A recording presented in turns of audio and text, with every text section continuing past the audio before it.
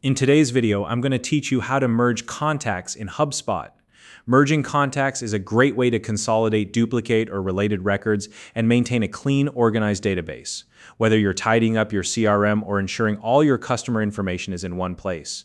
This tutorial will guide you step by step through the process, so you can confidently manage your contacts. If you're new to HubSpot, you'll find a sign up link in the description below to get started. Now, let's dive in. First, you'll need to log in to your HubSpot account using your credentials. If you don't already have an account, no problem. You can sign up and take a moment to familiarize yourself with the interface. Once you're logged in, you're ready to move forward.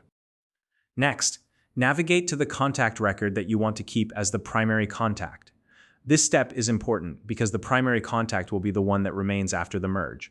So, it's a good idea to choose the record with the most complete and up-to-date information.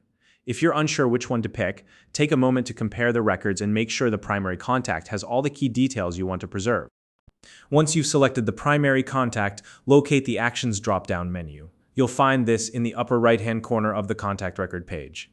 If you don't see it immediately, just look near the top of the screen. It's easy to spot once you know where to look.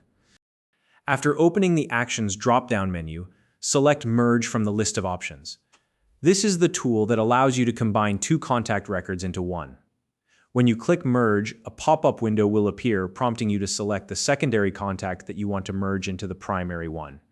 The secondary contact's information will be consolidated into the primary record.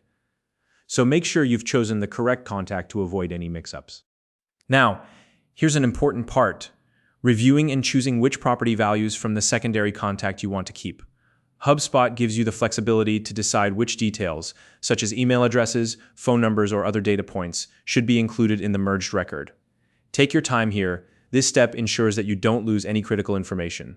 Keep in mind that you can only carry over the properties you select, so double-check your choices before moving on.